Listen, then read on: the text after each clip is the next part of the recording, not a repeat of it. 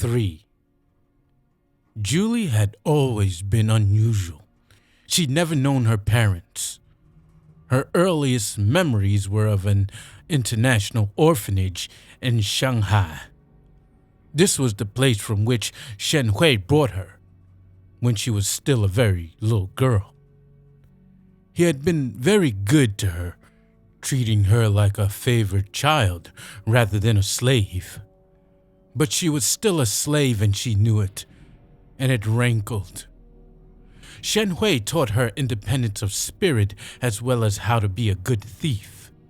It was inevitable that she would try out her need for liberty on him, the one who was holding her. She was devious about it, just as he had taught her. She put aside money from jobs she did for him, and she studied and learned so she would know all she needed when she was ready to cut loose from him.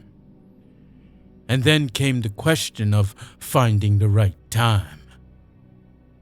It seemed to take forever, and the right moment never seemed to come. At last, they traveled together to Europe. Shen Hui had it in mind to relieve some of the largest art galleries on the continent of some of their smaller and most prized possessions. Miniature paintings, small sculpture, carved objects. They went to Zurich first. The first night, Julie excused herself in the lobby of the Grand Basel Hotel, went to the ladies' room, and never returned. She had planned well, from the powder room with a small fortune and a forged passport secreted on her person. She made her way to the airport and then to Madrid, Lisbon, and London. She made the trail difficult for Shen Hui to follow, and she prepared something else. He came after her as she had known he would. He wasn't going to let her get away that easily. He had invested a lot of money in her, and besides, his feelings were hurt. He had thought she loved him. He had forgotten his own advice: never trust a slave. His love was replaced by hatred, all the more powerful because it was based on his own guilt and ignorance in being duped by the illusion he had created and named Julie. They met up almost a year later. He came upon her in one of the public squares in Paris, near the Seine. Julie was wearing a black sealskin coat and a chinchilla hat. Shen Hui noted sardonically that it hadn't taken her long to outfit herself. He added that she had been silly to expose herself to him in this way. "What do you mean?" she asked. "I mean, if you had any brains, you wouldn't have let me catch up with you. Do you realize how easily I could kill you? And you could do nothing about it. Not even with the skills I taught you." "I know that," Julie said. "And I wasn't careless. I chose to let you find me." "What are you up to?" "I don't choose to spend my life running. I am extremely grateful to you, Shen Hui. You have taught me respect for the deeper law that underlies appearances. I appeal to that law now. Although you legally own me, your investment has been repaid many times, and it is time that I went free. I served you well, and you know it. I would like to shake hands and have us part as friends." Shen Hui stared at her. His skin had aged incredibly, with a yellow cast to it, like parchment that had been dried too long in the sun. She had never seen him looking so old. Even his thin mustache, which dropped down on either side of his face, seemed lifeless, and his eyes were brown and opaque. She wasn't sure what he would say. She knew that her life hung in the balance. Old as he was, and apparently unarmed, she had no doubt he could kill her any time he chose. You are my greatest creation. How could I kill you? Who would I have left to hate? Her life had really begun at that point. She spent several years on her own, accomplishing unbelievable feats of thievery in Europe and America. She made money easily and spent it easily. Her life was rich and pleasurable, but she began to sense a loss of purpose, a slackness that was beginning to alarm her. It was a question of motivation. Shen Hui had taught her too well for her to be content with mediocre motives. Why was she doing what she was doing? What was she living for? The only thing she could think to do with her life was to get rich. It wasn't enough, she knew, but it was a start. After she accomplished that, she'd take the next step. For the present, she was here with Stan, and Stan was as good as hooked, if she had any knowledge of men. For dinner that night, Stan had ordered a special Moroccan feast, catered by a North African couple he knew.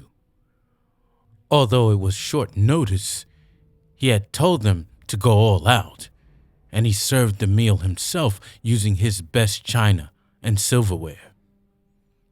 There were game birds roasted on spits, half a sheep braised in many exotic spices and served with rough, tasty Arab bread, platters of fruits and vegetables, several different wines.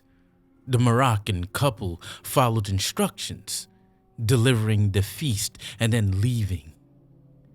Stan paid for it with almost the last of the cash he had on hand. One way or another, no matter what decision he made tonight, it was going to be a new life for him tomorrow.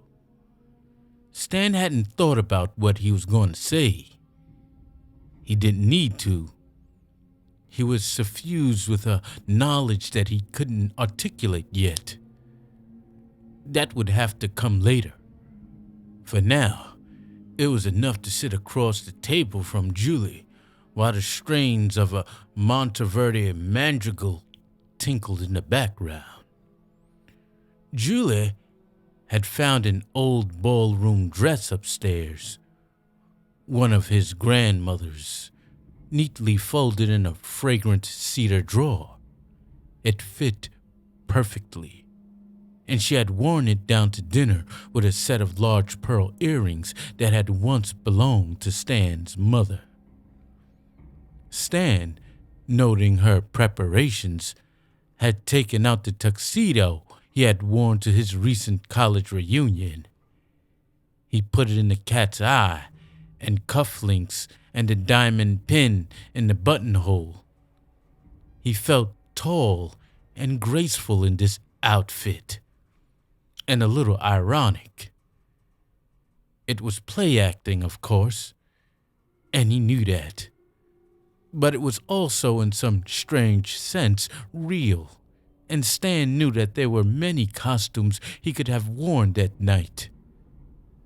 He wouldn't have felt out of place in the golden mantle of Alexander the Great, because just like the famous Macedonian, he was on the verge of new worlds to conquer. He was also up against a sea of trouble and pain, and he suspected he was doomed to die gloriously and young as well. At dinner that evening, Julie was radiant in the antique gown, Stan looking handsome in his tuxedo. He had saved a bottle of wine for a long time, waiting for an occasion like this. The bottle had been handed down to him by his parents. a rare St. Emilion, the great vintage of 37 years earlier. Stan had taken care of the bottle, storing it on its side in a temperature-controlled basement, making sure the cork was properly intact. He brought it up now and opened it with care, pouring a little into a fluted glass and tasting it. "Just on the verge of turning," he said, "but still superb. We've caught the St. Emilion at its peak, Julie. Shit, this is probably the last bottle of this stuff in the world." She tasted the ruby-red liquid he had poured for her. "It's marvelous, Stan. But what are we celebrating?"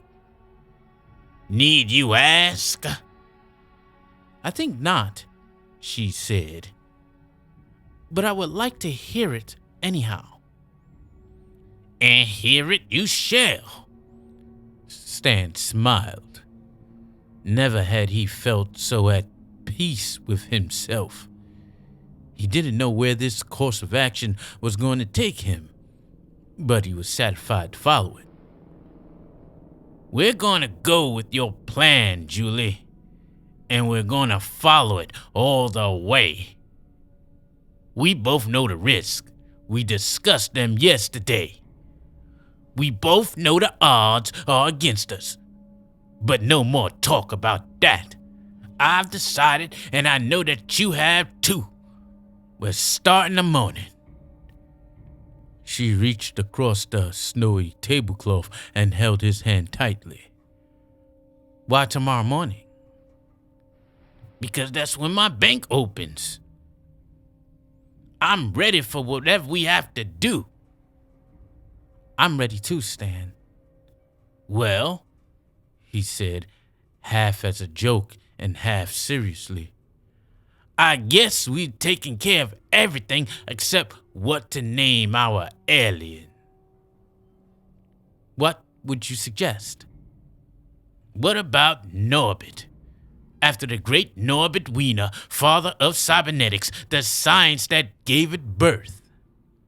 "Sounds good to me." "I guess that just about covers it, Stan. Except for one thing." "What's that?" She leaned close to him. He felt dizzy with her face so close to his. She bent closer. Her lips were partially open. He was fascinated by her teeth, all perfect except the one small one to the left. An eye tooth. It was a little crooked. And then he stopped thinking as she kissed him. And Ari, the cybernetic ant, stood in his box on a mantel and watched. And the flames of the fire lifted and died away, and Stan watched Ari watching and watched himself kissing Julie, not knowing that Ari was watching. And this from within his frozen moment in time, and all of it stained in the blue light of the royal jelly of memory.